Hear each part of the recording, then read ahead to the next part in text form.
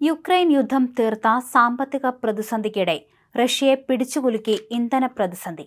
രാജ്യത്ത് ആവശ്യമായ പെട്രോൾ ലഭ്യമല്ലാതായതോടെ ഇന്ത്യയിൽ നിന്നടക്കം ഇറക്കുമതി ചെയ്യാൻ റഷ്യ തീരുമാനിച്ചിരുന്നു. മധ്യസ്ഥരെ ഉപയോഗിച്ച് ഏഷ്യൻ രാജ്യങ്ങളിൽ നിന്ന് വിമാന ഇന്ധനം ഇറക്കുമതി ചെയ്യാൻ റഷ്യ ഒരുങ്ങുകയാണെന്നും വിവരമുണ്ട്. ലോകത്തിലെ ഏറ്റവും വലിയ ഊർജ ഉൽപ്പാദക രാജ്യങ്ങളിലൊന്നായ റഷ്യയിൽ പെട്രോൾ പമ്പുകളിൽ മണിക്കൂറുകൾ നീളുന്ന ക്യൂവും ഇന്ധന റേഷനിങ്ങും ഏർപ്പെടുത്തേണ്ടി വന്നത് തികച്ചും അസാധാരണമായ പ്രതിസന്ധിയായാണ് വിലയിരുത്തുന്നത്. തലസ്ഥാനമായ മോസ്കോ മുതൽ സൈബീരിയൻ പ്രദേശങ്ങൾ വരെ ഇന്ധനക്ഷാമം വ്യാപിച്ചു. 5ാം വർഷത്തിലേക്ക് കടന്ന യുദ്ധത്തിന്റെ ആഘാതം സാധാരണക്കാരായ ജനതയെ നേരിട്ട് ബാധിക്കുന്ന വിധത്തിലെത്തി. കഴിഞ്ഞ മാർച്ച് മുതൽ റഷ്യയിലെയും ക്രിമിയയിലെയും എണ്ണ ഇൻഫ്രാസ്ട്രക്ചറുകൾക്ക് നേരെ യുക്രൈൻ 50-ലധികം ആക്രമണങ്ങൾ നടത്തിയെന്നാണ് കണക്കുകൾ വ്യക്തമാക്കുന്നത്. പ്രമുഖ കൺസൾട്ടൻസിയായ മാക്രോ അഡ്വൈസറിയുടെ ചീഫ് എക്സിക്യൂട്ടീവ് ക്രിസ് വീഫർ വ്യക്തമാക്കുന്നത് പ്രകാരം റഷ്യയുടെ മൊത്തം എണ്ണ ശുദ്ധീകരണ ശേഷിയുടെ 1/3 ഇപ്പോൾ തടസ്സപ്പെട്ടിരിക്കുകയാണ് എന്നാണ്.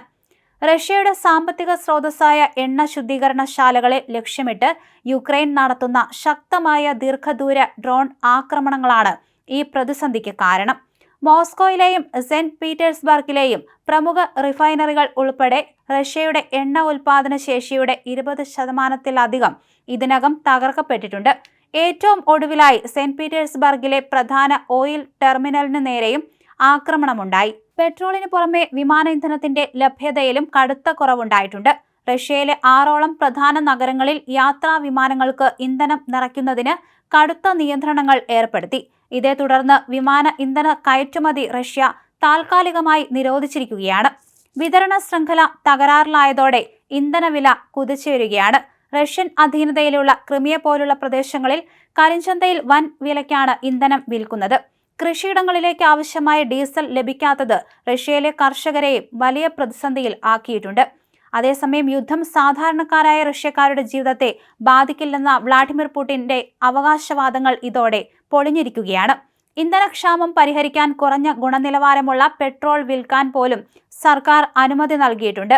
രാജ്യം കടുത്ത ജനകീയ പ്രക്ഷോഭത്തിലേക്ക് നീങ്ങിയേക്കാമെന്ന മുന്നറിയിപ്പുകളാണ് മാധ്യമങ്ങൾ നൽകുന്നത്. അതേസമയം ലോകത്തെ മുഴുവൻ മുൾമുനയിൽ നിർത്തിയ റഷ്യ യുക്രൈൻ യുദ്ധം അവസാനിപ്പിക്കാൻ ഒടുവിൽ ഡൊണാൾഡ് ട്രംപ് തന്നെ നേരിട്ട് ഗോദയിലേക്ക് വരുന്നു എന്ന വാർത്തയും പുറത്തു വന്നിരുന്നു. യുക്രൈൻ യുദ്ധത്തിന് അടിയന്തരമായി പരിഹാരം കാണാൻ പുതിയ ഫോർമുലയുമായി ട്രംപ് രംഗത്തെത്തിയെന്നാണ് അന്താരാഷ്ട്ര മാധ്യമങ്ങൾ റിപ്പോർട്ട് ചെയ്യുന്നത്. റഷ്യൻ പ്രസിഡന്റ് വ്ളാഡിമിർ പുടിനുമായും യുക്രൈൻ പ്രസിഡന്റ് വ്ളാഡിമിർ സെലൻസ്കിയുമായും ട്രംപ് ഫോണിൽ സംസാരിച്ചിരുന്നതായും യുദ്ധം നിർത്താനുള്ള കൃത്യമായ സൊല്യൂഷനുകൾ മുന്നോട്ട് വെച്ചതായും റിപ്പോർട്ടിൽ വ്യക്തമാക്കുന്നുണ്ട്. എന്തായാലും തോൽവിയുടെ വഴിയെ സഞ്ചരിക്കാത്ത പുടിൻ എന്തിനും തയ്യാറായേക്കും എന്നതാണ് ലോകത്തെ ആശങ്കപ്പെടുത്തുന്ന മറ്റൊരു കാര്യം. കനത്ത തിരിച്ചടി നേരിടേണ്ടി വന്നാൽ യുക്രൈനെതിരെയും അവരെ സഹായിക്കുന്ന യൂറോപ്യൻ രാജ്യങ്ങൾക്കു നേരെയും ആണവായുധം പ്രയോഗിക്കാൻ പുടിൻ തയ്യാറായേക്കുമെന്ന ആശങ്കയാണ് ലോകത്തിനുള്ളത്. ഇത്തരം കടും കൈകൾക്ക് തയ്യാറെടുക്കാൻ പുടിന് മേൽ ചിലർ സമ്മർദ്ദം ചെലുത്തുന്നു എന്നാണ് പാശ്ചാത്യ മാധ്യമങ്ങൾ സൂചിപ്പിക്കുന്നത്.